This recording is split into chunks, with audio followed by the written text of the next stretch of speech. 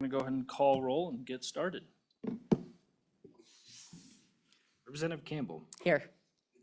Representative Connolly, Here.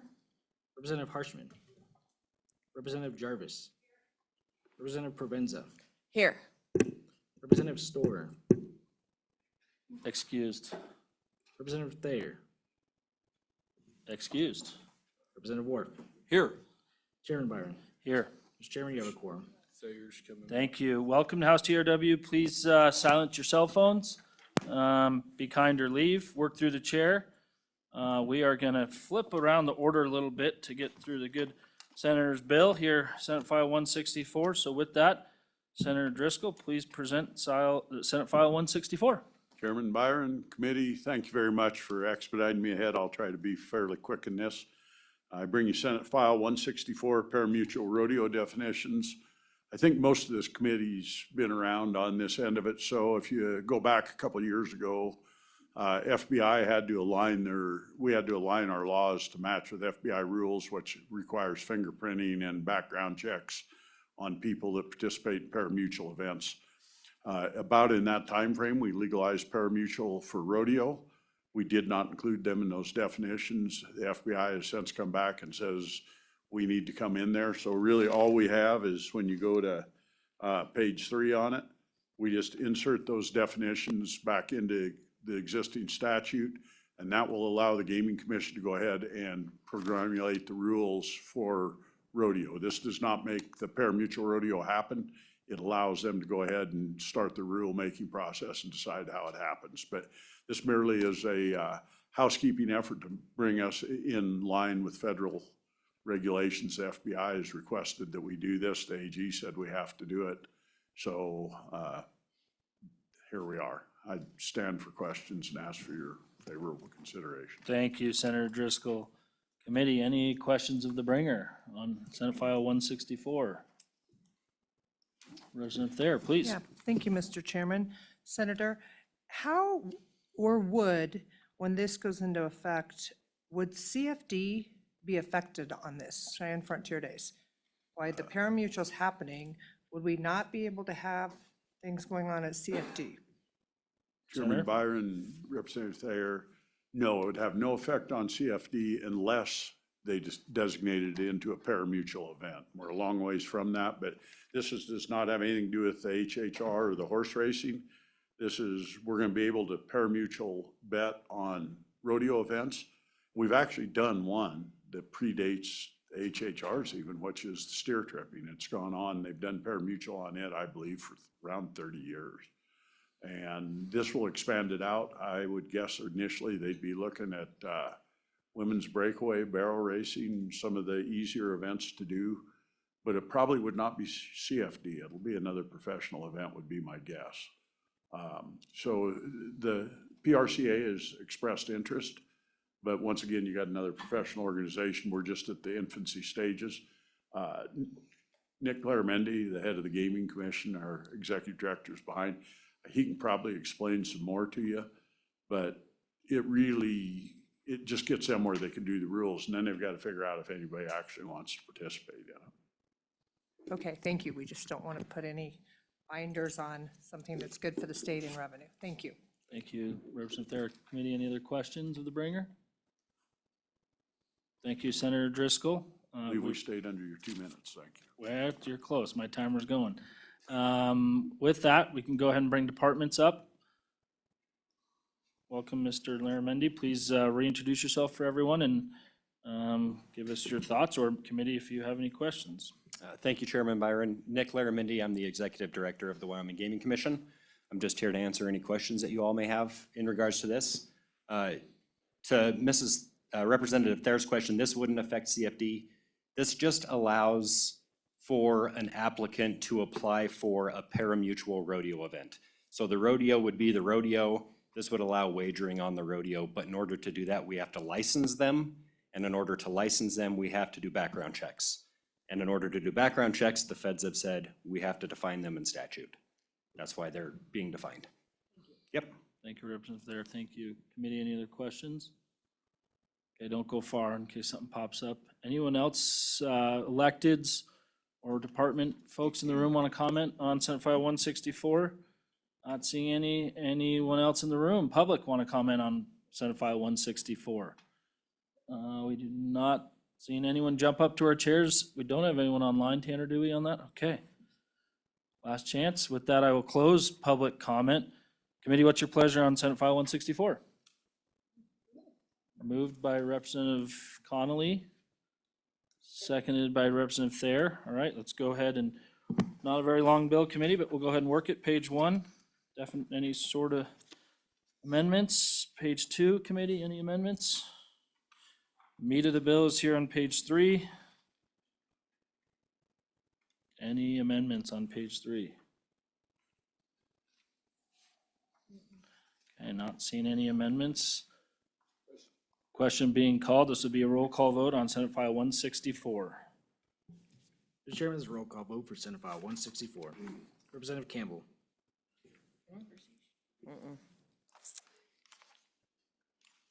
No. Representative Connolly.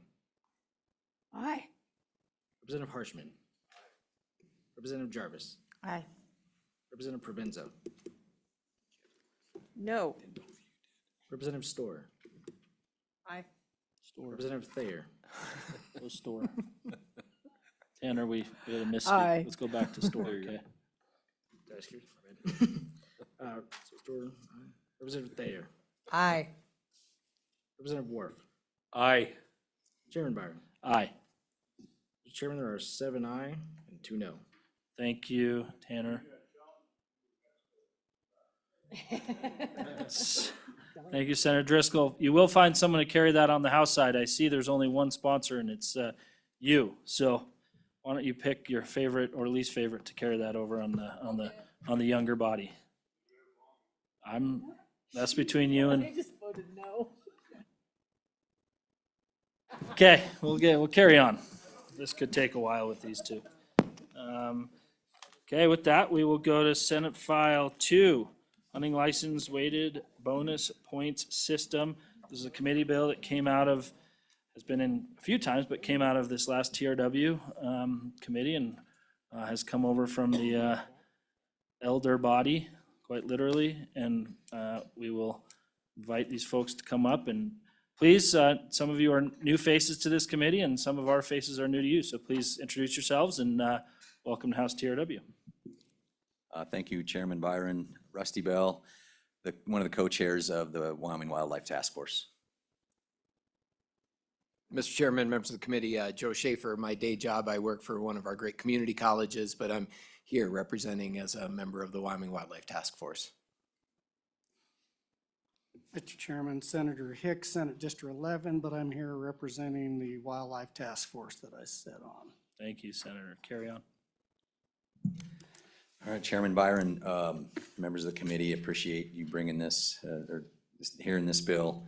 So this bill came out of the Wildlife Task Force. Our task force was commissioned by the legislature and the governor's office. It was an 18-member task force from across the state, representing all walks of life, outfitters, commissioners, members of the public, sportsmen, landowners, guides. I mean, we had a lot of people on that. It was an 18-member and legislative folks. So we spent a lot of time on this, and we had, I think, 18 meetings in 18 months. And we were tasked to tackle some of the hard things that Game and Fish hasn't had we haven't had a good response to, and this was one of the biggest ones. I can't tell you how many hours we had on this, but it was significant. We modeled all kinds of different ideas. The preference point system, when it was put into place 30 plus years ago, it made sense, and we had more animals at that time. In the last 30 years, we've had a decrease in the number of moose and sheep, and we have an increase in the number of people, not only residents but non-residents, that would like a chance at harvesting one of those. And so this problem is certainly not going away. This bill this weighted bonus point bill came from the task force. It was really meant to be passed at the same time that we passed the 90-10 bill, because ultimately what we did to especially non-residents was took away their chance at drawing anything. But we still take their money for a preference point, but they have 0% chance to draw, except I think in one area, in moose, and maybe 1 or 2 areas in sheep, but I can let the department tell you how many. It's very little chance. So what we wanted to put into place was a system that was more fair and that would give our kids, our grandkids, a chance to actually, an actual chance to draw a tag in their lifetime.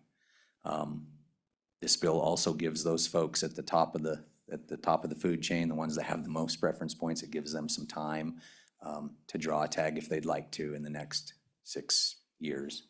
So we really tried to, even though there's no perfect system, we really tried to accommodate the folks that have put in for the longest time.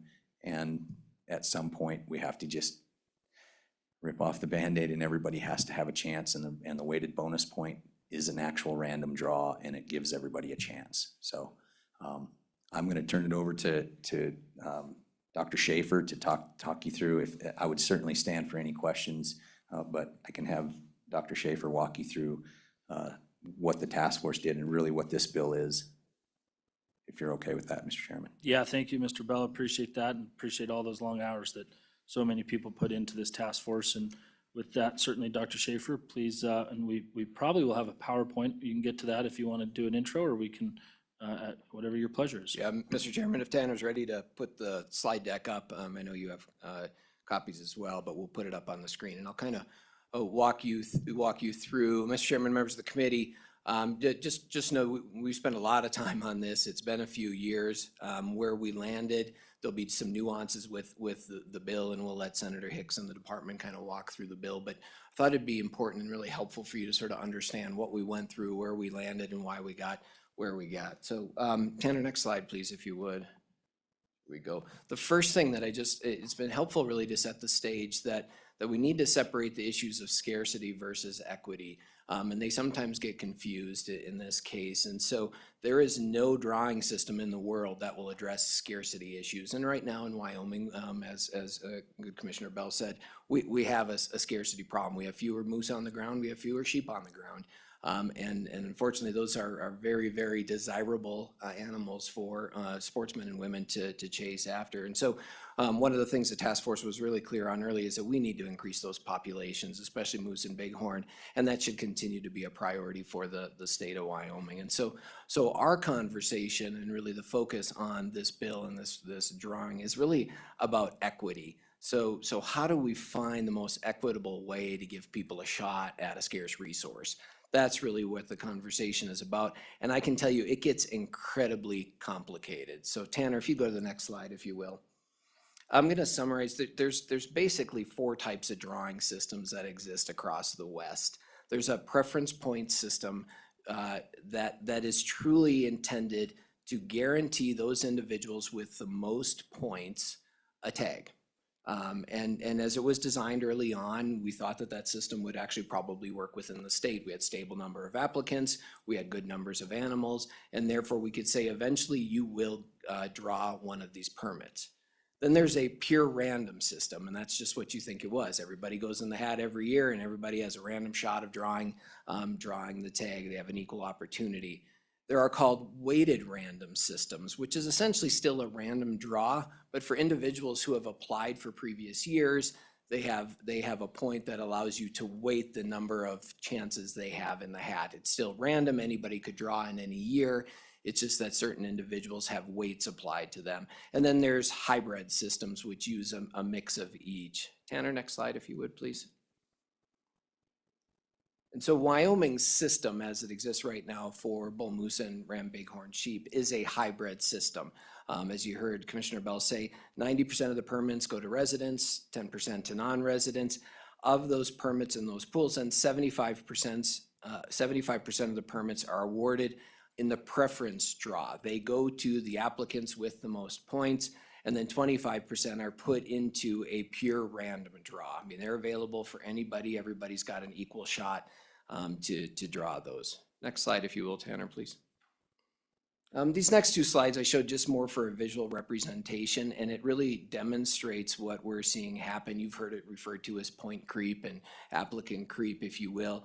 But you can see with the neon green resident applicants and then the blue non-residents, especially as you get to the lower point holder groups, there are substantial numbers of individuals that are applying for these tags. So if you look at Sheep alone, 162 resident tags every year, and you can see just the residents with 2 points, we have 1,600 of those individuals. And so it's compounding. We're seeing that continual demand grow up. So right now there's about 30,000 applicants with points in the Sheep draw every year. Next slide, Tanner, just to take a look at Moose. Similarly, we have about 37,000 current applicants in the Moose draw. And it's just to demonstrate the demand that's happening for these few resources. Next slide, if you will, Tanner. So the task force really tried to tackle two main problems, and this is what we were going. The first problem is we could no longer guarantee applicants a permit in their hunting lifetime. So if the idea was that I start buying preference points and eventually I will have enough points and I will draw within my hunting lifetime, if that's the belief, we just couldn't look at applicants and say that's true. That's especially true for non-residents. But the other problem that we had to deal with was, what do we do with all these points? People have invested significant amount of resources and time in accumulating points. We couldn't simply just discount that. And so there were really those two problems. So what do we do when the system can no longer guarantee you a tag, and that's what it's designed to do, but you have points that you've invested in some cases thousands of dollars over decades, that still have value and should be recognized. And so as we went into and modeled different things, we thought about the complexity of the system we would propose, the impacts to the department, the economic impacts to states or the communities and to businesses, and then of course the fairness issue. And those are kind of the pieces, the criteria that we always looked at as we went through these things. Next slide, Tanner, if you will. Working with some of our faculty at Laramie County Community College, we did statistical modeling then. One of the things I will tell you right now, you can model this in about 1 million ways, and every one of them requires that you base your model off of assuming what people will do. And I can tell you, when we looked at the data, it is incredibly difficult to predict human behavior. Every year we see applicants who could draw a moose or a sheep tag every year with plenty of points in the current system that simply don't draw or don't apply and don't choose to apply or don't use that. Dropout, entry, all of those behaviors are incredibly challenging. And so we tried to capture what we thought were the best assumptions.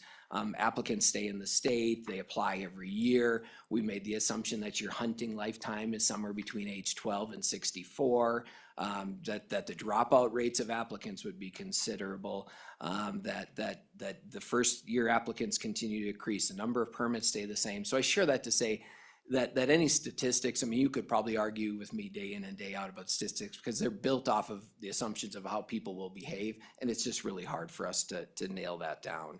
Next slide, if you will. So some of the specific things we modeled, just so you know the work that we went through. One of the first things that we modeled was, can we just phase out preference points? So let's just say we're not going to issue them anymore. We're just going to phase them out. We're not going to do that. What would that look like? We modeled, what if we shift the allocation? We take more tags out of the preference draw and put them into the random draw. Does that help people draw more quickly? And we modeled moving them from the 75-25 to 50-50 to 25-75. We modeled moving to an entirely pure random system, saying points are gone, everybody's in every year with the same shot. And then we modeled moving to a weighted or this bonus, weighted random bonus point system. Next slide, if you will, Tanner. So just to give you an idea, when we looked at phasing out preference points, to give you an idea, if nobody moved out, dropped out, or died until they drew, it would be 90 years to get through all of the points. If applicants mostly aged out after 65, it would still take us 52 years to basically get out of the points business, if you will. And we altered the ratios to say, well, maybe that will work. If we can't phase them out, if we alter the ratios. So it really doesn't change the probabilities statistically. The more you shift to random, the more likely you are to draw earlier. The more you shift to random and sheep, actually the odds went up and the moose odds went down a little bit because of the numbers. But monkeying with the ratios, we just couldn't find anything that would make a substantial difference. Next slide, if you will, Tanner. We modeled the entirely random system, and when we did that, that actually proved to have better odds at midpoint, so if you're 20 years in the application process, but worse odds at the end. And the overall lifetime probability of drawing is worse for both sheep and moose than the current system. So moving to the entirely random didn't seem to provide the panacea, if you will, for our solution. And then we modeled this weighted random bonus point system, which had the highest lifetime probabilities of drawing a permit, although it does make lower probabilities for the earliest applicants when you move to that. Next slide, if you will. One of the pieces that you'll read in the bill and legislation is that there's this squaring of points that makes it random. And people have said, well, why would we square the points? So you can just give everybody a bonus point and it gives them another shot, another entry in the hat every year. The problem is when you have lots of applicants, it's hard to get separation. And so those two graphs show that when you actually apply the squaring of the points, for those that have been applying for the most years, who have the most points, when they're squared, it actually starts to provide them some significant advantage in the drawing. And that's why you add that weight to the bonus point, if you will. And then, Mr. Chairman, next slide, Tanner, if you will. Just want to kind of walk through again how we got to the recommendations that ultimately led to various iterations of the bill you have before you today. When we modeled all these things, we went through this process, we debated these, we discussed these, we took public feedback. In the day, we finally said, look, we can't guarantee everyone will eventually get a permit, especially for non-residents. So keeping the current system felt disingenuous. It's a broken system.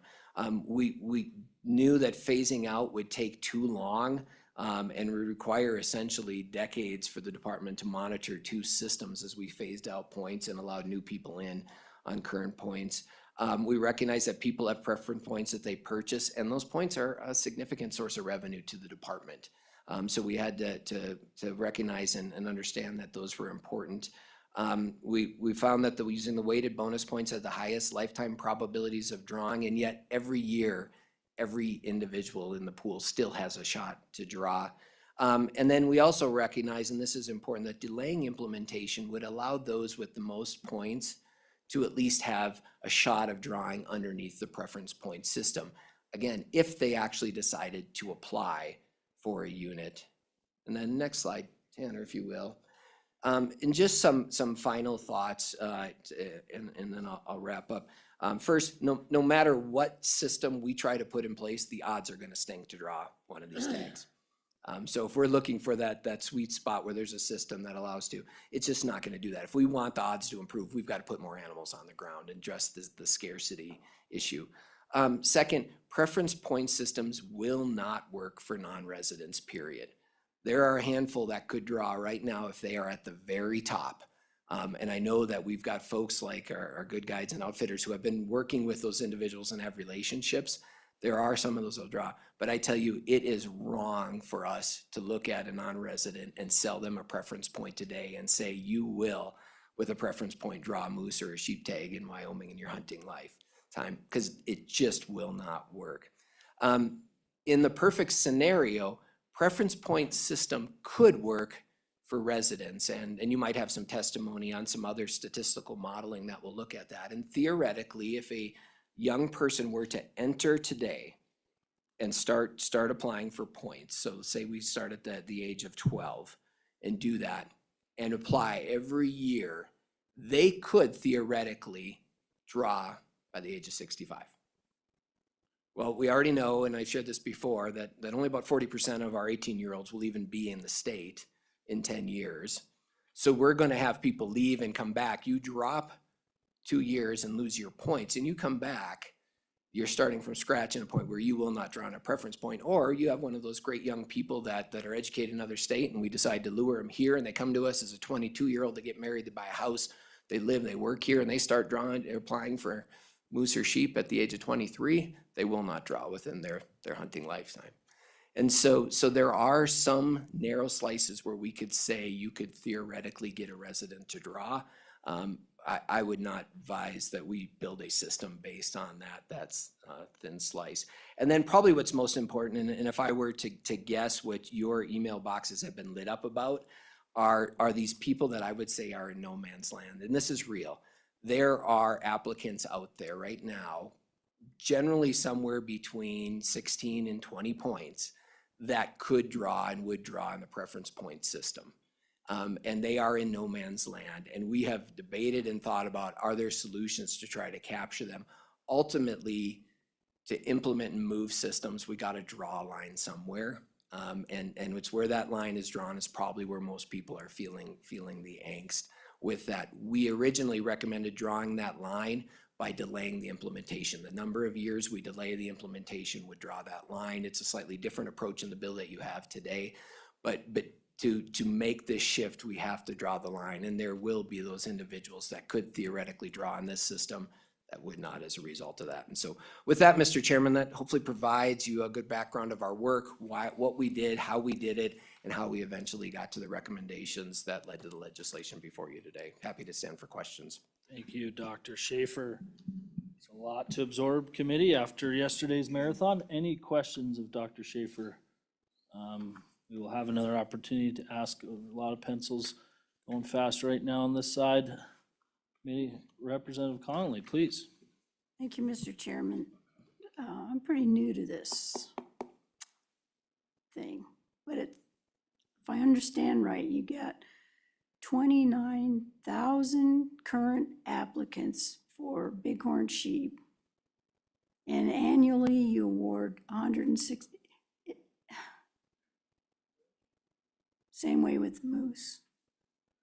And the percentage of these applicants, are they residents or non-residents?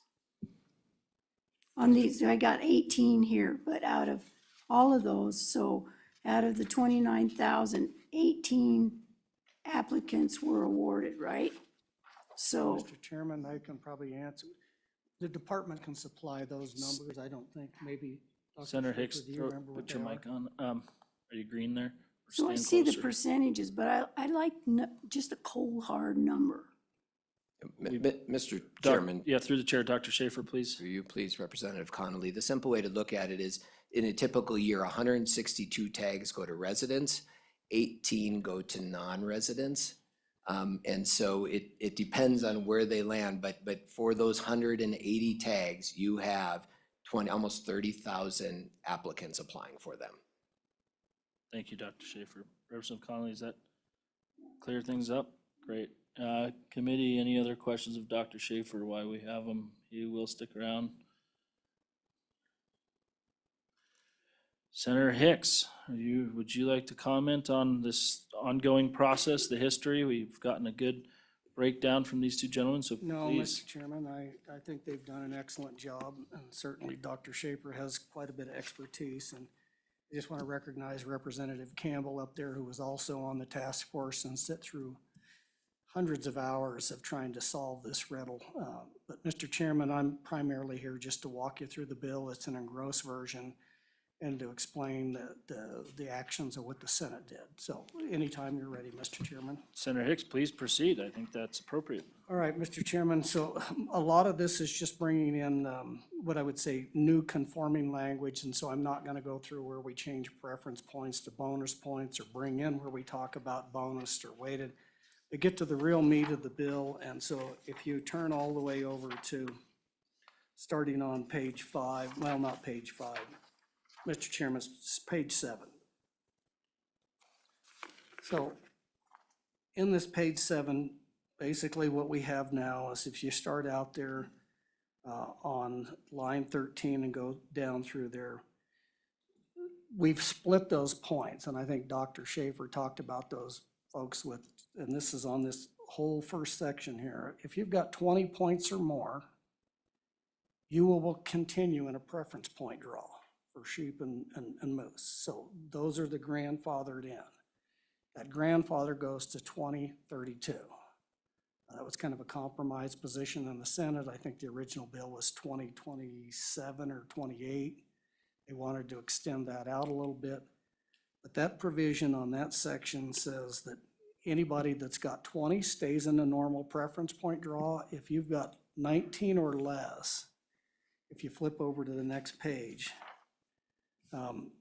you will automatically start in 2026 with a weighted bonus point system. So those applicants that are currently sitting on 19 points in 2026 are going to go through this weighted bonus point system. So the effect of this is if we go on down there, then we still keep the current distribution of 75% of those permits will go to those highest preference point holders.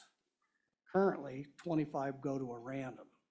They will now go to a weighted random bonus point system. And so that's the fundamental change all the way out to 2032. Preference point system continues to maintain. Those with 19 or less will go into the weighted bonus point random draw. Currently, it's a 75-25 now. The biggest difference is that point split, and then those folks are going to go into a weighted random draw.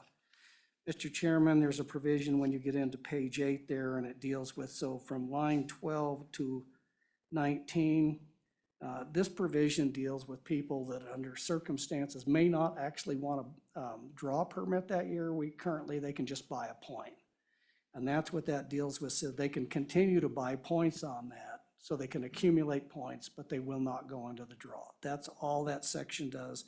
When it calculates those points, that if you choose just to buy a point instead of apply, you're still accruing those points for that future, whether it's preference points, whatever pool you're in, you're still buying either weighted bonus points or you're buying a preference point.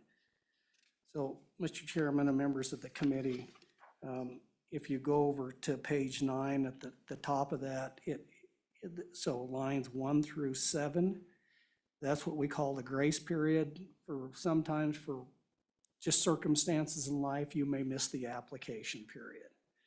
And so you would have 2 years that you did not apply, that your points are still valid. You go past that, they're expunged from the system. You go back to 0 if you reapply. That's just to provide for those unforeseen circumstances like family illness, death of the family, changing jobs, whatever, that you may miss that application period. It builds that grace period in. So, Mr. Chairman and members of the committee, so then when we go from the starting with 25 on line 5 through all the way down through 18, this is the 25-75 split that I was just referencing. The current system is 75% to preference point, 75% to random. That will be maintained until 2032. 75% to preference point, 25% now go to the weighted random draw. So then we get to, if you go down to bottom line 9, line 21, it says beginning on January 2032. Everybody goes into the weighted bonus point system. We have one system for everybody. Now, this is where the 2 big changes that the Senate made and why you're looking at a gross bill is under the version that was introduced, it split those licenses 50% between random, 50% between a weighted random bonus point draw. And it just did not make sense to run 2 random draws. One's a weighted random and one's a random, and then split the licenses, and the complexity of doing that between the residents, non-residents. It just moves everybody onto the exact same system. For a lot of it's just simplicity. And again, back to a little bit of an equity issue for those people that had been long-term vested even in bonus points. Because by the time this would go into effect, if you have 19 points today and you get out to 2032, you're going to be at 26% or 26 weighted bonus points. And we just felt kind of like grandfathering in those other folks. This grandfathers all of those permits into the weighted bonus point system and still gives everybody an application, an opportunity to draw, as highlighted by Dr. Schaefer's presentation. Members of the committee, the only other thing that the Senate did that was a change is they moved that date out. And so it's 2032. It was and by then, and I want to take off where Dr. Schaefer is right now, the maximum point in Wyoming is 30. There was all kinds of sheep and moose permits in the state of Wyoming last year that you could draw with way less than 20. In fact, I looked the other day, there was a moose permit you could draw with 14 points. There was sheep permits you could draw with 19 points, but yet we have all these applicants with 30. That is members of the community, that is a personal choice. And the reason you see that is some people are just not gonna apply for anywhere. I want this permit, I wanna hunt this unit, and I'm gonna just to keep applying until I get it. And so there's nothing getting back to, I think, with Dr. Schaefer. We can't control that behavior, but that's why you see these big differential. There's moose permits available out there right now. Last year, you could have drawn with 14, sheep with 19. So again, getting back to the equity issue, we did put in one other provision in there because what's likely to happen in some of these less desirable units, you may run out of people with preference points and most likely will towards the end that will not apply for those. So any of those permits that are not drawn in the preference point draw will roll over into that weighted bonus point. That's the other third provision that the Senate added in there. So I'd stand for any questions. Thank you, Senator Hicks. Can you point out that last provision, page and line number if you have it, or look for it while we the Senate on- added, Are you talking about when the rollover. the rollover is on page 9, line 21, and it says beginning on January 2032, 100% of available licenses for antlered moose and sheep will then go into, that's the phase out. Everybody converts at that point in time. Does that answer your question, Mr. Yes, Chairman? thank you, Senator Hicks, and why my committee kind of gets probably some questions going, or maybe not. I do have one. Can you touch on page 9, line 1, and explain to the committee how it's currently working, which I believe my understanding is if you miss 1 year, you are, you forfeit your points, and why the change may have gone to I've always understood as 1 because I never want to miss a year, but maybe you can comment on that, Senator. Yeah, Mr. Chairman, that's just a policy decision, you know. 1 year, people can mess up. Most states do 1, some do 2, some do only for special causes, but it's more than anything else, it's a policy decision. And I think the most probable application or the most common that you see this is college kids, right? They get involved in life, they leave home, dad's no longer there to make sure that they're buying their points every year. And it just seemed like that, you know, you've got a lot of investment in some of these and, you know, mess up once, okay, twice, don't do it again, 3 strikes, you're out. And so that's kind of, but it is strictly a policy decision. Thank you, Senator. Certainly, I have a reminder in my phone for the next 30 years to not miss a year. Committee, any questions of the good senator? A lot going on in this bill, and there's also, as some of us have seen it before, not quite a lot going on. So, yes, please, Representative Worf. Yeah, I guess I have a question for Dr. Schaefer. You mentioned that this is a broken system, and I guess the question I have is, do you think this fixes the broken system? Because it appears to me that it takes a complex system and makes it more complex. And I want to know what your read is on that, please. Dr. Schaefer? Mr. Chairman, through you, Representative Worf, it's a great question. I think it makes it a better system, but until we address the supply and demand issue, I think they're all going to be problematic. And is it still complex, Mr. Chairman, Representative Worf? Yeah, I believe so, and you can probably ask that of the department. But given the non-resident, resident, the splits, the points, trying to find a way to balance all those, it was really difficult to find a simple approach here. And so it's complex, but I believe manageable. Again, the department will tell you that. And we think it hits on all of the major challenges we were trying to get. But it's not a perfect system. And I can say neither we have to curtail demand or we have to increase populations. Thank you, Dr. Schaefer. Thank you, Representative Orr, for the question. Committee, any other questions of 3 folks? Please, Representative Jarvis. Thank you, Chairman. Just out of curiosity, what is the highest number of points that are held right now by any one person? Mr. Chairman, Please. 30.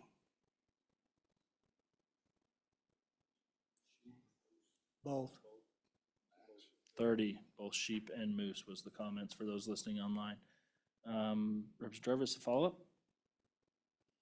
You can think about it. We'll be here for a while, I think. Representative Connolly, please. Mr. Chairman, so it's supply and demand, basically. So are there any plans or forethought about how to increase the supply? Or are we just looking at, this, I don't know if I like this or not, but can you answer? Representative Connolly, thank you for that question. I will certainly, volley that over the edge here. I mean, we just passed a great bill. WWNRT, that's one of the attempts that continually, $200 million trust fund that continues to address the supply issue, but please.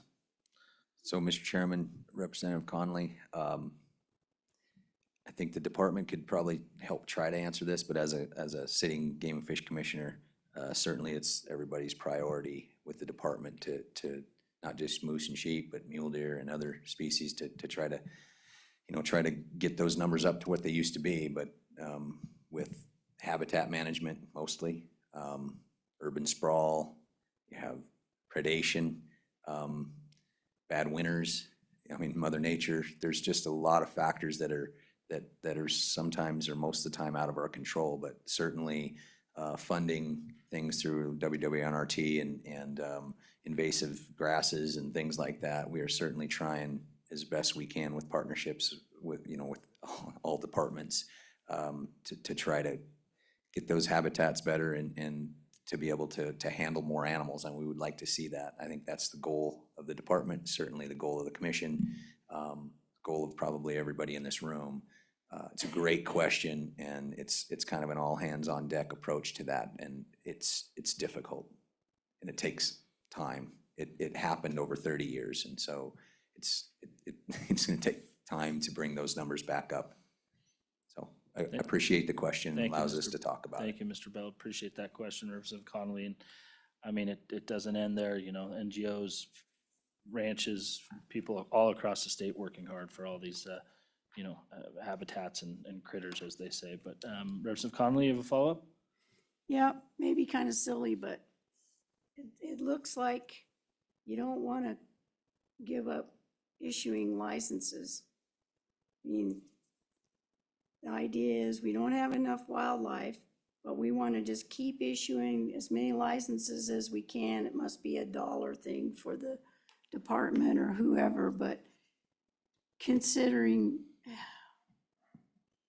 have you thought about just not issuing as many licenses?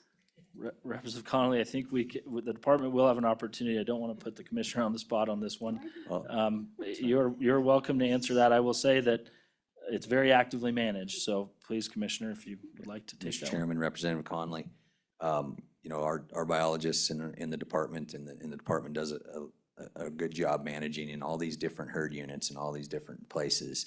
There's some places that we actually have some, and this will be addressed by the department too, but that we actually have a ewe lamb harvest and a cow moose harvest, because some areas actually have really good healthy numbers, and there's some, we have moose that are in places that people don't want moose, but ultimately the vast majority of the animals that are harvested are rams and bull moose, and those numbers are not going to impact they're not the baby makers, and so they're not going to impact. I'm going to let the department do a much more professional job about telling you this, but we can have that harvest and not impact that ongoing population.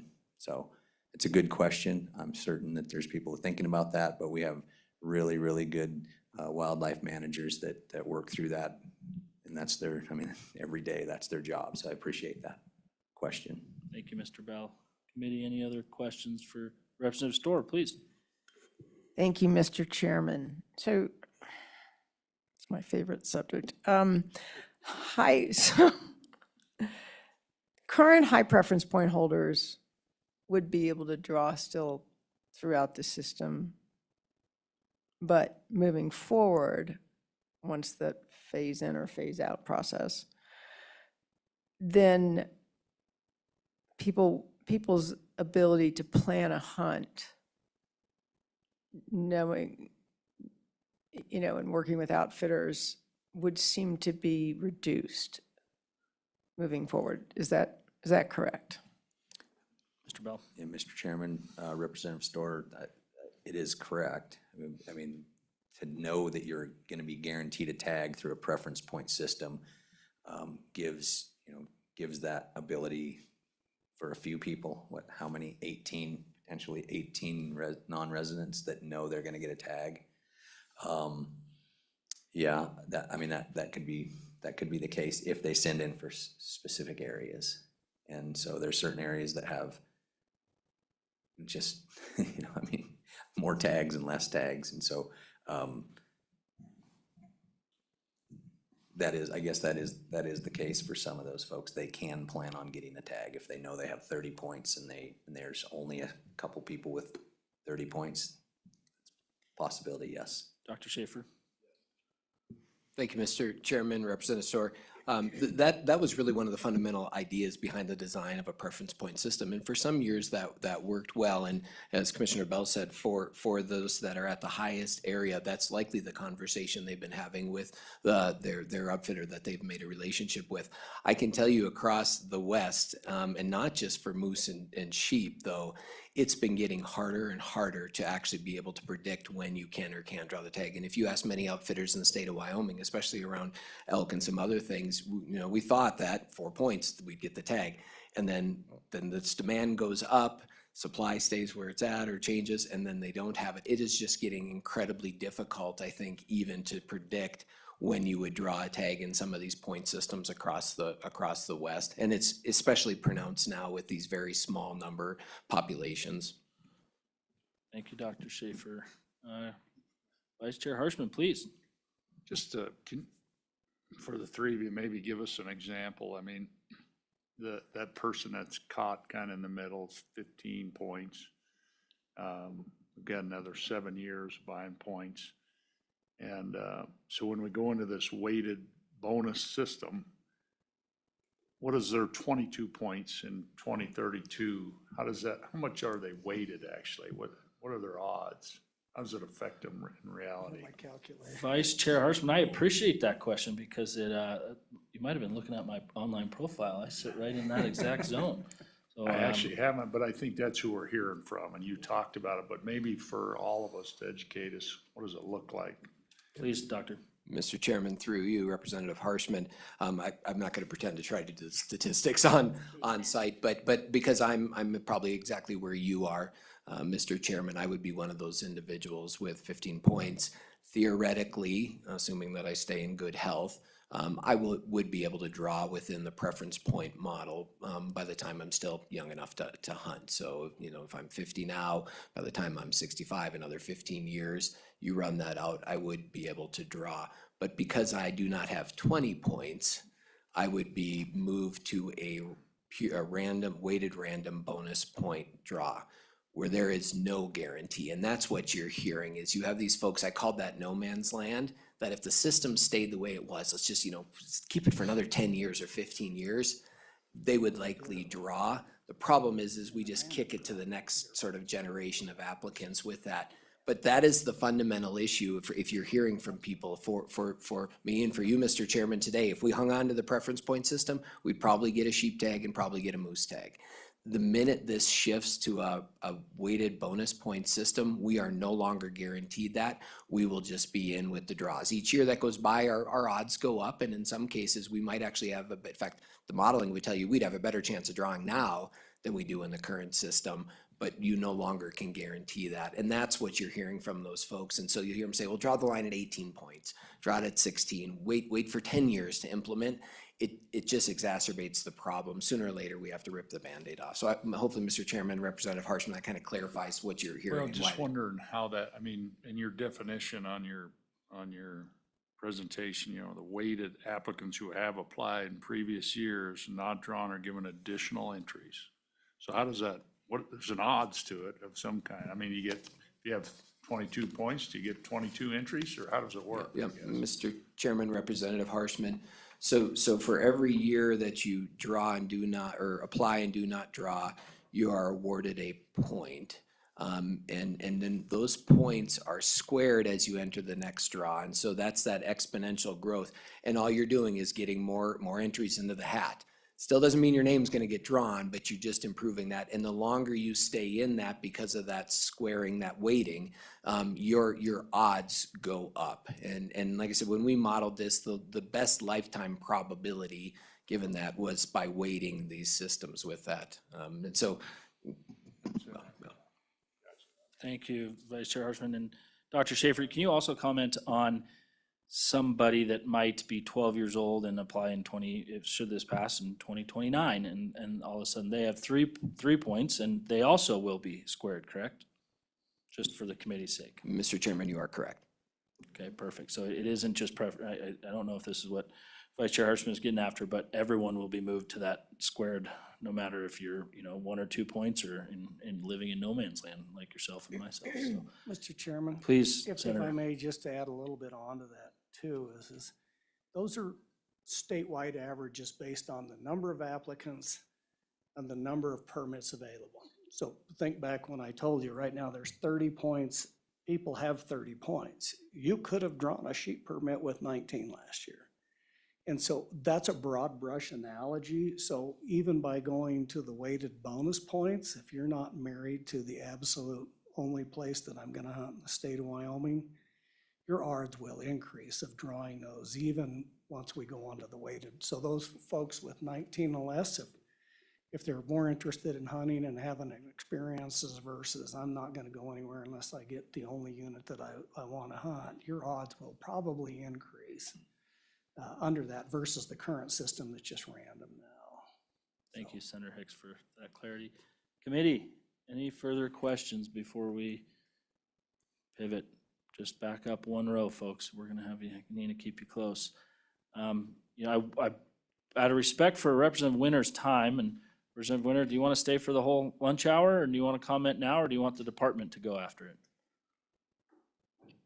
Please, if you have a place to be and bills to work, please come share some testimony, and then department will get to you right after this. Thank you, Mr. Chairman. I'll just make this pretty short, but as a person who has had a outfitter's license for 38 years, and I don't now, but I did for 38 years. And since I've got a lot of fellow outfitter constituents and friends, we are against this bonus point system.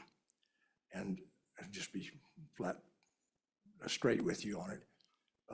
And I know that we've got to make some accommodations for the folks that have been paying for these preference points all this time, but it's just important that,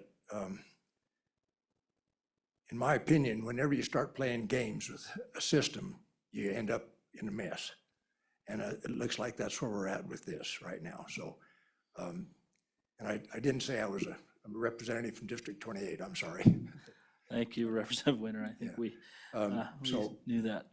But that's about all I have to say.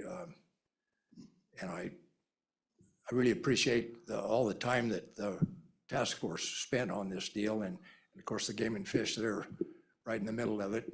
And so I appreciate them so much. But that's the word that I get from fellow outfitters. Thank you, Representative. I do have a question. I was lucky enough to get to visit with you on this topic and many of our TRW topics as a former member of this committee. But, a concern that continues to creep into my mind is my kid. And right now, the statistics, if we stay with this preference point system, is when he turns 12 and starts to apply, his chances of drawing by the time he's 65 are so tiny, it's hard to even run the analysis because of our supply demand issue.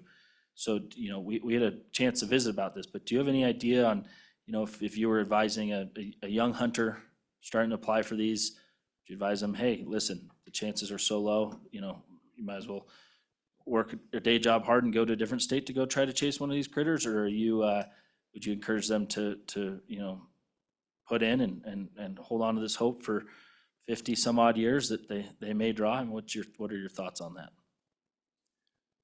Thank you, Mr. Chairman. I guess it depends on what system is in play. But in my opinion, you ought to just go back to the random system and just take your chances. Thank you, Representative. That was definitely another controversial topic that could come up, but there are a lot of folks talking about that. And then there's a lot of preference points holders that would be filling this room. But I do agree with you. That is something that we would, hard to wrap your head around. Committee, any other good questions of our good friend from Hot Springs County? Thank you, Representative. Appreciate you and all your wealth of knowledge when it comes to this world. And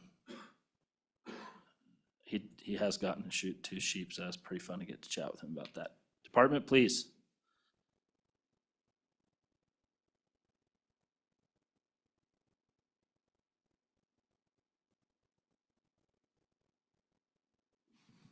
Thank you, Mr. Chairman and members of the committee.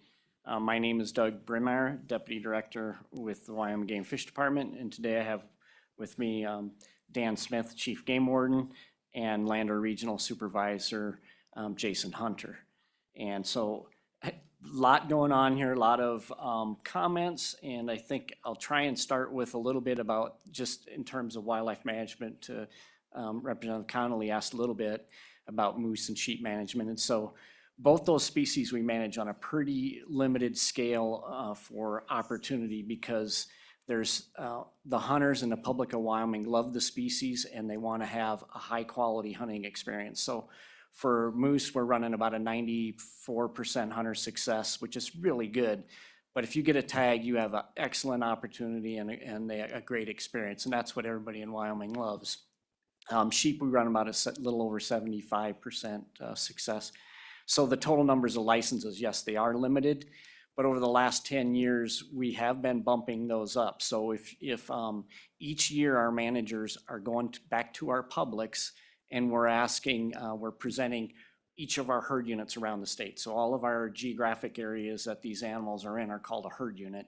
And they have a population goal for in there, and they're trying to achieve that goal by maintaining numbers within that area. So we offer an X number of licenses to allow people to have opportunity to hunt there. So for moose, you know, over the last 5 years, we've gone up about 40 licenses.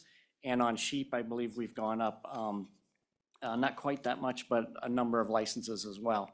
And our habitat biologists and wildlife biologists and game wardens work hand in hand on evaluating what the area can sustain. Because you can't just have an unlimited resource. You can't just keep pumping numbers into those areas. There's environmental conditions that influence what the area can sustain.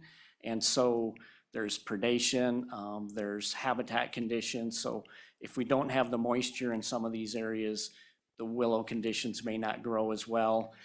We notice in some conditions that if you have a dry winter, the ticks get worse, and so the ticks are more prevalent on moose, and so you'll see moose mortalities in western Wyoming from ticks.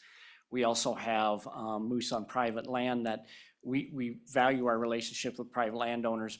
And again, there's only a certain number of moose that can be in an area, and so we do offer a limited opportunity for some cow moose hunting. And moose hunters are very, very dedicated, and there's a high demand for these cow moose licenses. And so as you know, as our previous folks were talking here about the demand for some of these, we see guys with 25 points or plus putting in for cow moose in the Bighorns or in southwest Wyoming, because they know they can get out and they can hunt. So even though they have a lower number of points, they're putting in for cows, they're putting in for they're kind of gauging where their opportunity falls. Again, our managers really try to balance the habitat with the public input that we're getting. And each year we're going back to our publics and we're saying, Jackson Moose Herd has this many moose, we're offering this many licenses, and we're taking feedback on that. And we do that for all the herd units from Sublet Lincoln, the Bighorns, the Snowy Range, and we're always trying to balance what our public's expectations are and what we think the population can sustain. A lot of factors go in there that we try to balance. Back to the preference point thing. As it was mentioned, there's just a lot of people putting in, and it's hard for us to understand. We've got people with 29 and 30 points that don't put in the draw, and they just buy a point. And so it was asked how many people have points. So we have 25,000 resident moose hunters are putting in, or have points. We have 12,000 non-resident moose hunters that are putting in for points. And for bighorn sheep, we have 16,000, almost 17,000 resident bighorn sheep hunters, and then non-residents, 12,000. And if you recall, recently we went to a 90-10 split. And so that 90-10 split basically made a little bit more lopsided opportunity for the resident hunter. And when that happened, there was a change in the availability of those licenses for non-residents. Because if we had just visualized an area with 10 licenses, 1 license goes to a non-resident. So Commissioner Bell mentioned that the random opportunity. So that was another. So there's a 90-10 split, and then there's a 75-25 split as well. And so in order for there to be a random license, there has to be enough to divide the area by 4. So if we have 1 non-resident license in an area, there's no non-resident opportunity.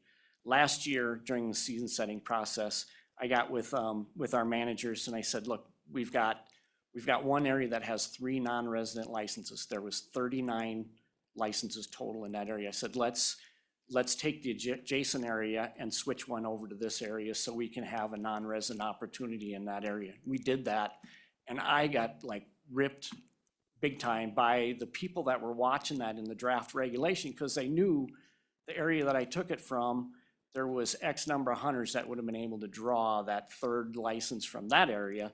And when I rolled it over into the other one, created a non-resident opportunity. For bighorn sheep, we did not have any non-resident random opportunity last year. So we talk through that every March and April. Right now, our guys are at the regional office here in Cheyenne, and they're talking through some of their proposals, and we'll continue to develop those for the March process. So this bill, as you know, the preference point system seems to be very straightforward when we started it, but it has become a very complex, and we've offered a few amendments here within this current version of this bill to allow resident hunters to continue to put in for cow moose licenses. So there, if you read the draft bill, there's a number of places it says antlered moose or any ram. And we're offering that if we change that, the resident hunters would still be able to put in for an antlerless moose. So if we just call it moose in the regulation, we can work with that. There's some difficulties with the time frame that we have, so the effective date of the bill. We've got a lot of work to do if we're gonna take everybody with 19 points and plus and create a separate system for them to be drawn in a preference point system and then a bonus point system. But whatever we work on today, I think our staff are willing to go to bat and try and get this done. There's gonna be a challenge for us to implement it, but we think we've got the IT staff that we can make it work. And maybe Dan or Jason have a little bit additional to add, but there's a lot of programming. As you know, the preference point system is extremely popular. Last year, I think we sold about 490,000 points when you add the deer, antelope, and elk, moose, and sheep for everybody. It's a big deal for folks, and so they watch it pretty closely. Let's see. I would just mention that on the cow moose hunters, we have about 120 people that typically put in, that have some points, that are putting in for those cow calf licenses because they want to be able to hunt. They don't care what it is, but they do want to hunt. And so, you know, our publics told us during the task force that about 60% of our respondents in that survey really wanted us to try and do something. So we're pretty neutral on this. We'll make it work if it moves forward. But there are some challenges for us from a programming standpoint. And I think I'll see if Jason or Chief Game Warden to have anything to add. Chief Smith, do you have anything to add? Where do you? Chairman Byron, I don't have a lot to add. Doug covered most of it. I just wanted to circle back to Representative Connolly. The other thing that we've addressed recently in the last, I can't remember the exact year, but because of that scarcity issue and because we are hunting mostly rams or antlered moose, we did make that once in a lifetime. So once you get a license for a bighorn sheep ram or an antlered moose, you can't put in anymore, because prior to that, you waited 5 years, you could get back in again and start building points again. And so, you know, I think there's plenty of people out there that have harvested more than one sheep in their lifetime. One of them may have spoke just recently, actually. And so we have changed that because of that scarcity issue, you know. So we are trying to manage them in a way that we can have as many as we can available for the public to use without hurting the population. As we've mentioned, rams and antlered moose don't build babies, so they don't build the population. So we can have some of those available for public harvest, and that keeps people incentivized to help us support that through habitat projects and other things. Thank you, Chief Smith. One quick question. Is that drawing the license or harvesting the animal on those once in a lifetime? Once in a lifetime now is drawing the license. Draw the license. Okay, just wanted to clarify that for the committee and those listening. Representative Campbell. Thank you, Mr. Chairman. Just want to make sure everyone understands when we talk about this shift to a weighted bonus point system, because there are preference points for non-resident elk, non-resident deer, non-resident antelope. They are not affected by this, correct? The shift to the weighted is just for moose and ram. I'm seeing some nods, so. Yes, that's correct. That is correct, Representative Campbell. Any other, Representative Wharf, please. Yeah, Mr. Chairman, can you tell me how many governor's licenses or commissioner tags are issued for sheep and moose?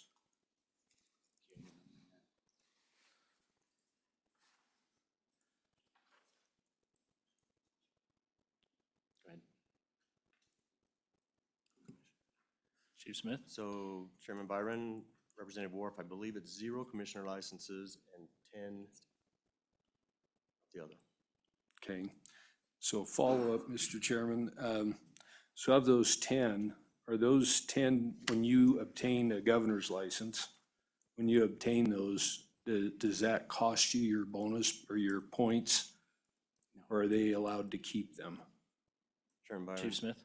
Representative Wharf, they do not sacrifice their points in order to purchase that. Okay, and do you know what percentage of those licenses are consumed or taken by non-resident hunters versus resident hunters? Chairman Byron, I don't have that breakdown. Yeah, I don't have that breakdown either, but it's subtracted from the total quota. So when we get that number, we're achieving a 90-10 split for sheep and moose once we know where those people have dedicated where they're gonna go. Thank you, because that was the question I had. I didn't know if that's included in that. So when we have 18 non-residents, that would also include the governor's licenses. They're included in that. Mr. Chairman? Yep. And I would just add that there's carryover licenses too. So if you have reason to not be able to use your license, so if you're looking at the statistics from last year, it might look a little bit funky, but that's because if a guy hasn't hunted, they're asking if they have a doctor's excuse, for example. Fire, I know fire, there's all kinds of things that Yeah. can come into place. Mr. Chairman, one more question. On the cow moose or the antlerless moose, does that take your points when you draw that, or do your points remain intact? Chief Smith? Chairman Byron, Representative Wharf, currently those are full price licenses, so they do use their points. So that's why we say, you know, there are people using 25 points right now to put in for an antlerless moose tag. And Representative Mr. Wharf, Chairman, please. Yep. and that is also once in a lifetime as well. Chairman Byron, Chief Smith? for antlerless moose, it is not. It's a 5-year waiting period. So we left that intact. That's got the 5-year. I wasn't sure. I thought we pulled that out, but thank you. That's correct. Thank you.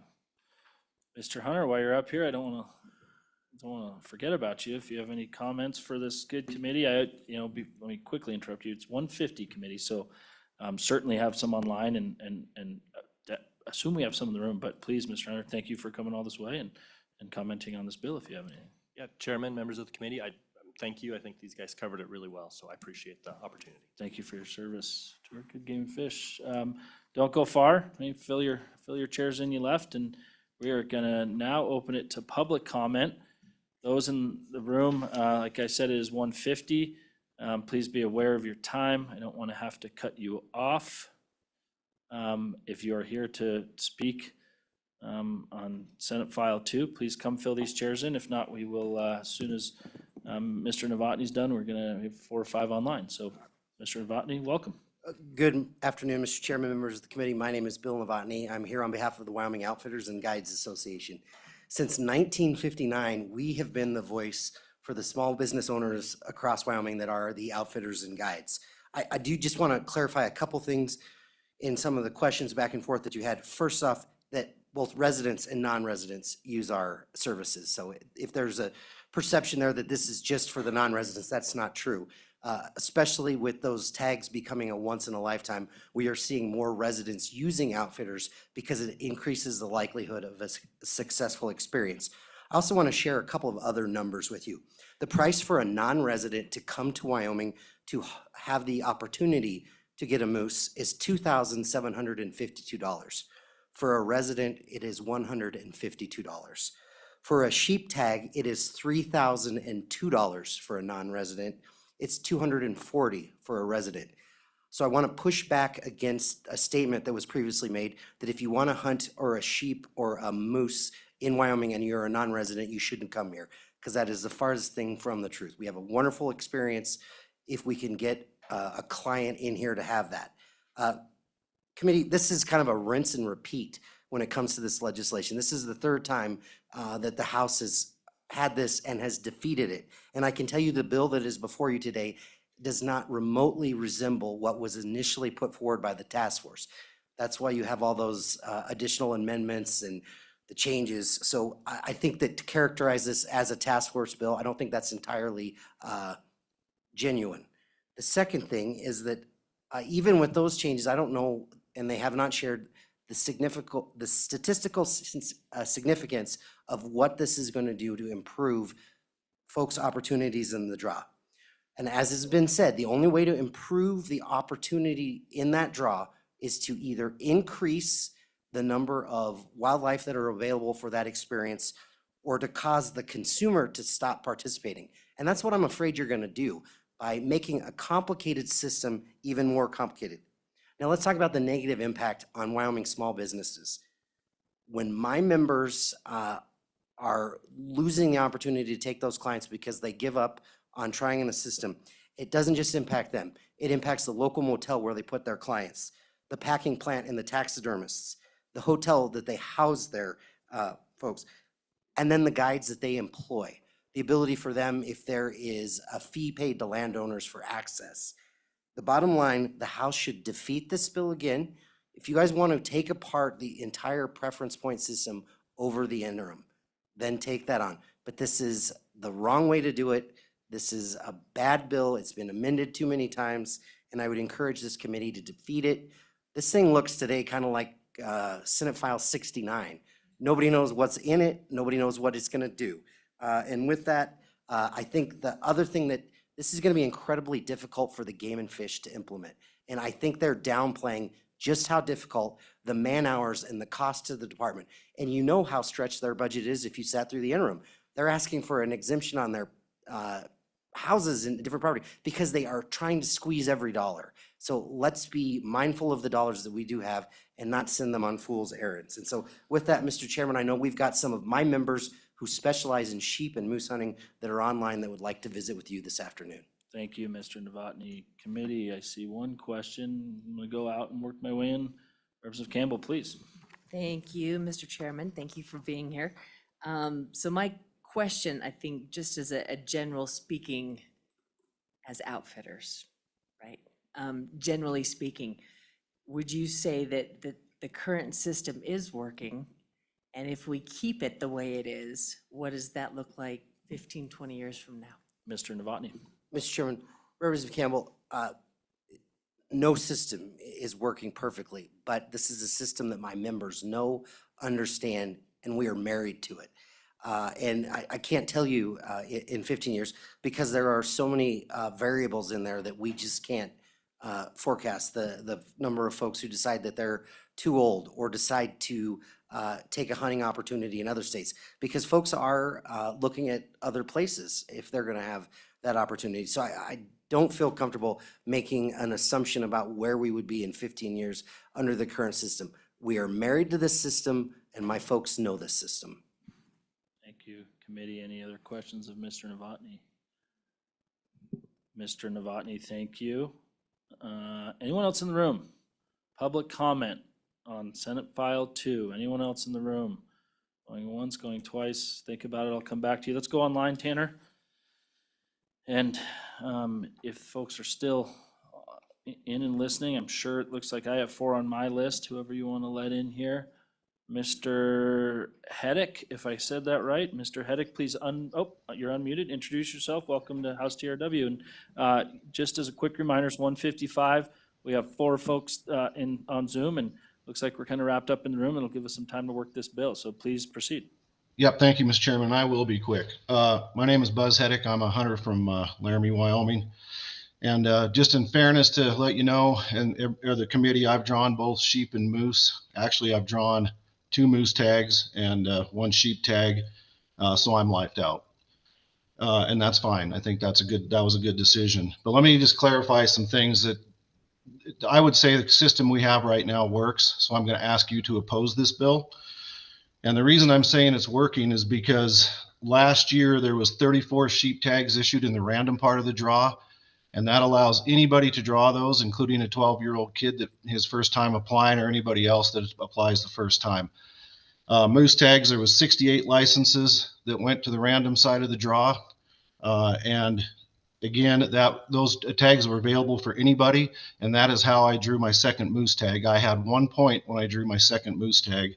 My sheep tag I drew was 6 less than max in an area. My first moose tag I drew with 10 less than max as a resident in a bull moose.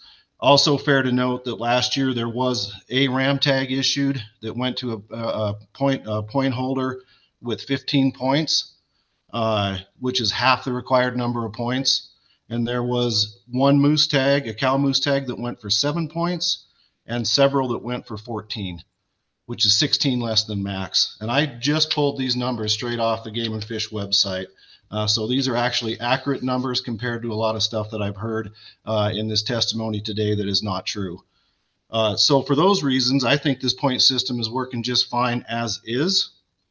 And I just don't see a reason to change it. I just don't believe that there's a change necessary at this point. And with that, I will take any questions. Thank you, Mr. Chairman. Thank you, Mr. Heddick. Committee, any questions?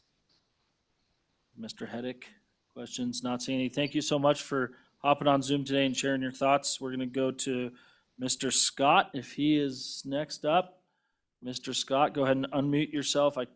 Yep, that is you, and welcome to House TRW. Thank you, Mr. Chairman, members of the committee.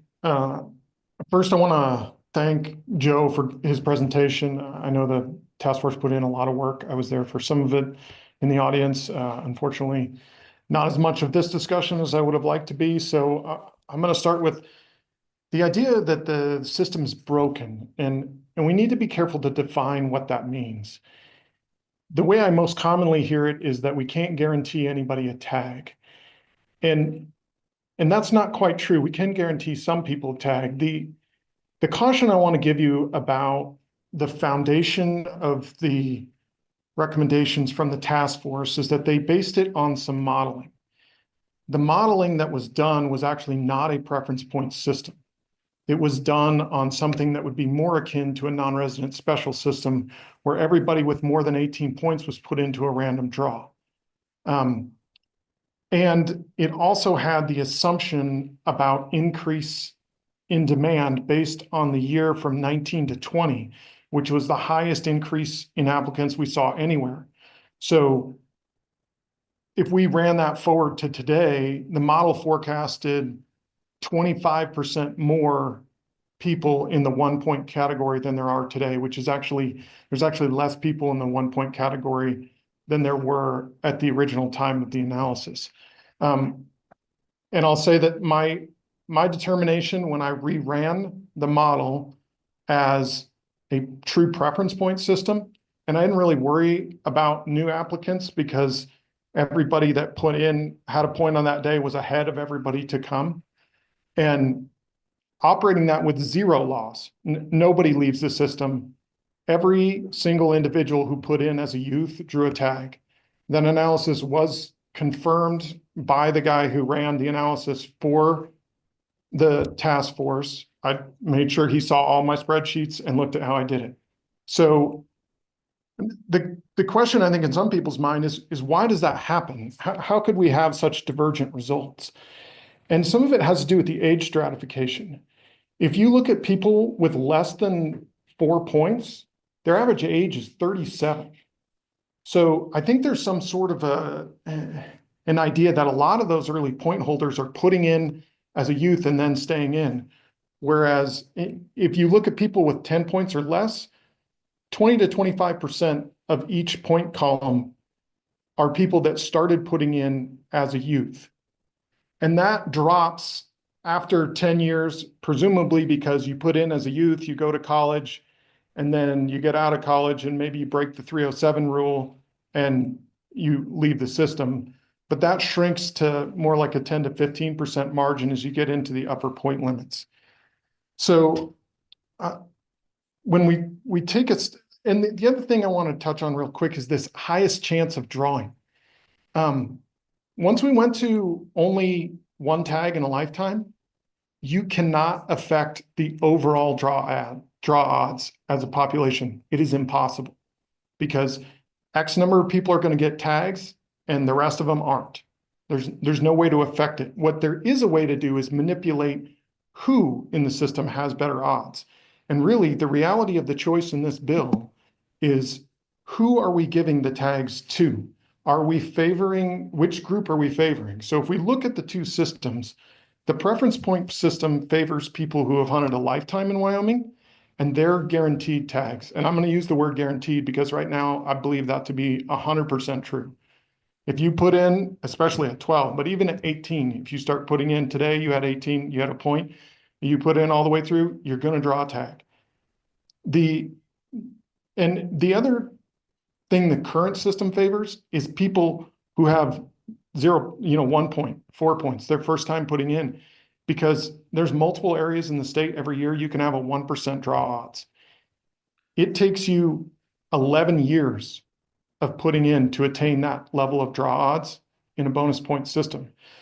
To Representative Harshman's earlier question about what are the actual odds example. So if I and mind you, these numbers, every time I talk about numbers, I'm talking about sheep. I'm talking about resident sheep. Non-resident system is completely broken. I'm not like, that's a no-brainer. Everything is about resident sheep because that's the data I've played the most with. And so if you looked at people who had 15 points in the system at the time the model was run, which I think was 2019 or 20 data, you would have a 2% individual draw odd in that year. If you had 30 points, max points, that would be 7%. If we run that as cumulative draw odds, assuming those stay relatively similar over time, that means you put in from the time you had 50 points to the time the next 15 years, you have a cumulative 51% chance of drawing, but no greater than 7% in any one given year. So predictability does go down. And so the switch to bonus points, what it really does is gives more of the tag to this upper middle point holder group. There's more of them, so more of the tags are going to get in there. You will drop the average age of a sheep hunter, no question, because it'll shift into that upper middle group. But what you're going to do in order to do that is you're going to take tags away from the lower point holders and away from the guys who have hunted a lifetime in Wyoming, and you're going to give them to people who have hunted less than a lifetime in Wyoming. Mr. Yep, just go ahead. Chairman Byron here, we're at 2:04. You're on about 7 minutes now, and I don't want to be rude, but there's a few other people that like to comment, and we'd sure like to work this bill. We are due back upstairs in 25 minutes, so if you could start wrapping it up, I hate to cut you off, but we are at a point now that if we don't move forward, we are gonna have to lay this back to another day. No, I was just about done anyway. So that's really what I want to leave you with. The choice is about who you're favoring in tax. And the person who's going to be the most mad is that those guys between 15 and 19 points who have easy guaranteed draws in the next few years. And they're going to drop their cumulative draw odds into that like half for their lifetime. So with that, I'd stand for any questions. Appreciate it, Mr. Scott. Committee, any questions? Mr. Scott, thank you. Again, sorry for cutting you off. We just have a desire to work this bill today. We're gonna go to Mr. Walker. Tanner, if you could let Mr. Walker in, Mr. Chairman, they either declined or are not online, so that'll be all for online testimony. that'll be it. Well, sorry for cutting Mr. Scott off, but I think he brought some good information. Anyone else in the room? One last chance. Okay, I'm gonna go ahead and close public comment. We've lost one representative. Committee, what is your pleasure on Senate File 002?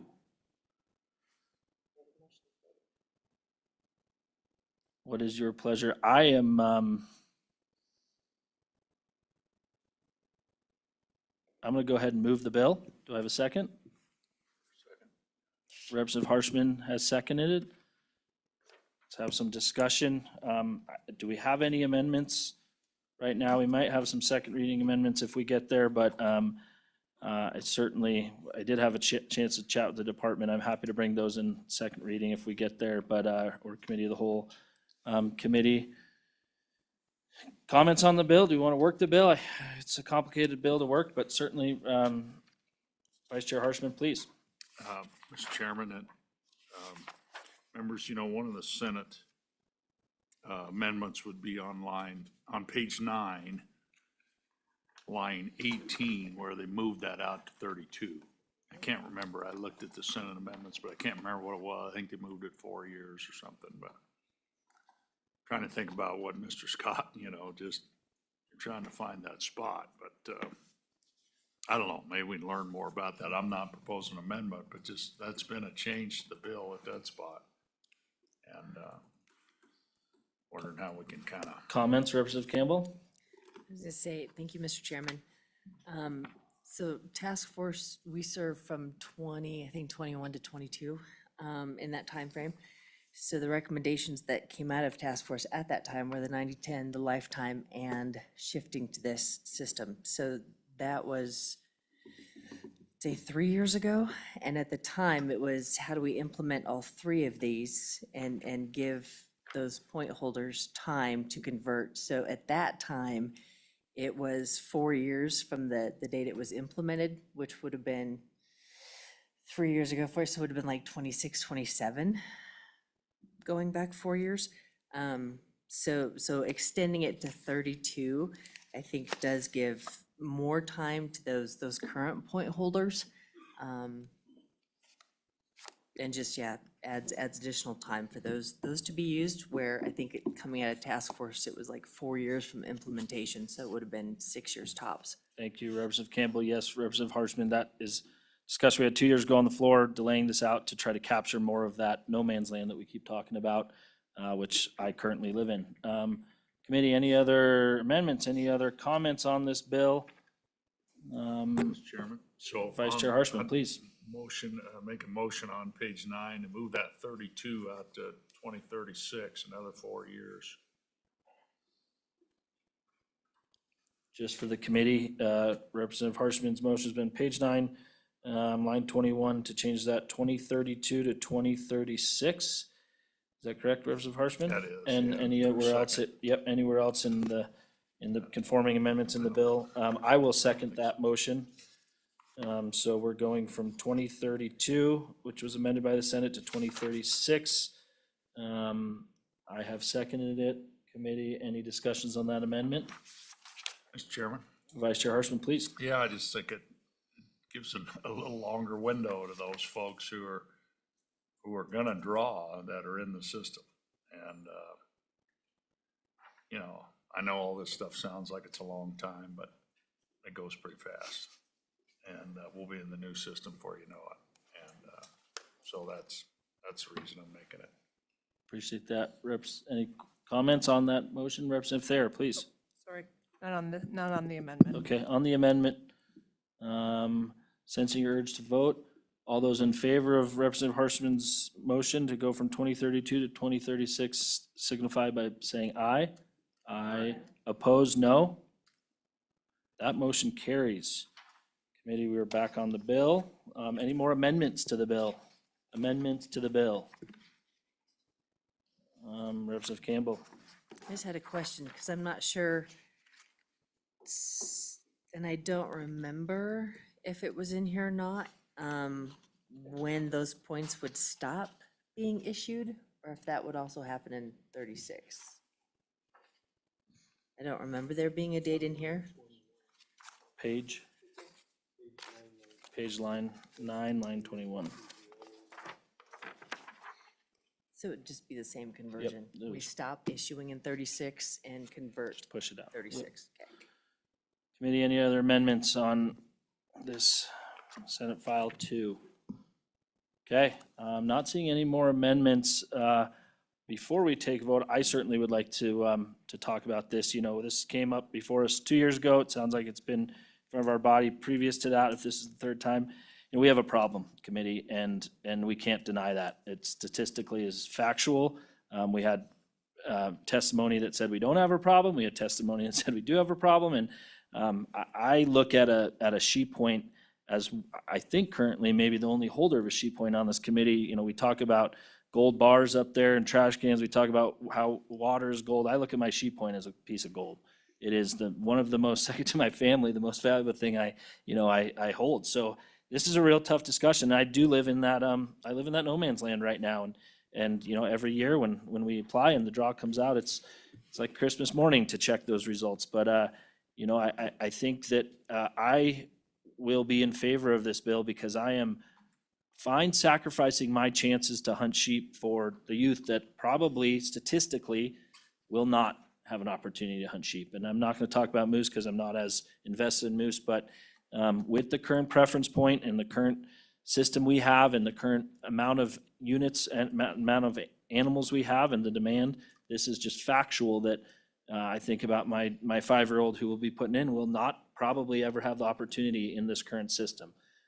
So that's where I'm struggling with this. This has been weighing on me since it made out of the Senate and it came to our committee. And with that, I just think it's worth thinking about that as you begin to think about your vote. And please, Representative Worf. Thank you, Mr. Chairman. I guess I look at this, to me, you know, they said the system's broken. We had somebody else say it's not broken. And I know this is an issue we've wrestled with back and forth, and there's a couple problems I have. If we go forward with this, we're gonna require the Game and Fish to maintain 2 different systems. It's been mentioned that the non-residents have sheep, moose, or sheep, elk, and deer that'll remain in the preference point system. Now we're gonna convert moose and sheep to bonus system. That's 2 different draw systems that we're asking the department to maintain over time. I myself think it's a better option to lay this bill back, not move it forward. I'm a no vote on it. I think the only way we fix this problem is we have to get behind our Game and Fish Department, our NGOs, and focus on growing these populations. And I don't want to poke anybody. I didn't ask the question when these populations started to crash. I think I already know that answer, and it's irrelevant because the problem is the problem. And I see the only way that we get out of this hole, I worry about the youth. There's no incentive right now for young kids to get into the system. The only way we fix that, I believe, is to grow that population back. I think no matter what, if we tweak this, you're gonna make, we had an example of where they pulled one moose tag and put it in another hunt area. Sportsmen follow this. They eat, sleep, and drink it. And as you said, Mr. Chairman, this is Christmas. When the drawing results come out, it's Christmas. But I can tell you, I think that if we were to implement this, you're gonna make those people that benefit from it are gonna be happy. The majority of the people are not gonna be happy with it. So I am speaking in opposition. All the emails that I got, I did not get one email in favor. Everything that I got was in opposition to this, so I'm a no vote. Thank you, Representative Orf, and thank you for, we have had discussions, you and I, about this, and it's great, that perspective is greatly appreciated. Representative Campbell. Thank you, Mr. Chairman. Speaking from a task force, I guess, perspective, because we've used the words broken system, and the reason, we spent a lot of time on why it's broken. Because at the time it was implemented, it made sense with the amount of resources and the supply at the time and the amount of people that were actually applying. That system no longer works now, given the significant reduction in numbers in terms of animals and this huge increase in applicants. That's why it's broken. It no longer works in the reality that is today. So that was what we struggled with, was at the time, yes, it worked really well and made sense. Well, now you've had people buying into this system for 20, 30 years, however long, whatever the math is. And now that system no longer works, given the landscape of today. So continuing the system forward, it becomes even more broken, because to your point, it's a scarcity number. It's a scarcity issue. So how do we stop the brokenness so it doesn't get more broken and still honor those that have paid into it? And we struggled with that for days. So the bill is the result of here's the best, worst. Thank you, Representative Campbell. Committee, any other comments? Representative Provenza, please. Thank you, Mr. Chairman. You know, I trust that Game and Fish is going to make good decisions either way on what they need to do with tags. But I'm bothered by some of the conversation that's been brought up today in terms of equity and the ability to hunt for future generations. I think if future generations aren't able to hunt, quite frankly, Mr. Chairman, if your 5-year-old isn't able to get this tag in the future, it's not because of the preference point system. It's because of the reality of the situation we're in, where we have a habitat problem, where we're not taking care of the other issues. We have an ecological crisis going on. That's what's going to keep my children and your children from being able to hunt these game. And I'm sympathetic, I really am, but this isn't what's going to fix it. You know, I hear, sure, we're not being fair. We're saying we're selling tags for out of state and those folks may never get to hunt. We have the opportunity to put on our website. I went through here and I was looking at buying preference points while we were in this meeting to see exactly what it looked like. I've gone through before, but it's been a minute. I didn't re-up every year, I guess. Buyer beware. We can't control what is happening to our wildlife. I wish we could. We're doing good work, Mr. Chairman, with that large project bill, and I think Wyoming is trying to be very good stewards of our wildlife, but boy, we are up against a crisis. And so when I think about what's equitable and future generations, I just want to make sure that that we're good stewards, and I'm not sure this bill necessarily gets us there, necessarily is a big harm, but the reality of the situation is much bigger than this issue. Thank you. So I'm a no vote. Thank you, Representative Provenza. Representative Jarvis. Thank you, Chairman. So I come from a very large hunting family. And if we're going to replace one system with another system, I'm going to have to go home and be able to really define why that was a good idea. Because I do have family members that sit in that in-between 15-point world who are going, and hunting is huge, like it's Christmas. I'm struggling, I guess. I understand that there's a problem, and I understand that the system isn't working. And I appreciate what the representative not very far from me said, that we can put up a disclosure that says, hey, by the way, there's a 0.8% chance that you're gonna, that you're ever going to draw. And play that game as you will. But there are some very definable groups that this is not gonna serve well, right here in this bill. And yes, this task force, there's been, and this has been something that we've worked on for a really long time. But I guess in the world that, just from my work world experience, you fix immediate problems and then you look at the longevity and the sustainability. And I'm struggling because from what people have said today, it doesn't sound like we fix it. It sounds like we replace one thing with something else that's not so great. And for that reason, I am very likely going to be a no. Thank you, Representative Jarvis. Any other comments before we take this to a vote, committee? Any other comments? Can I have a question?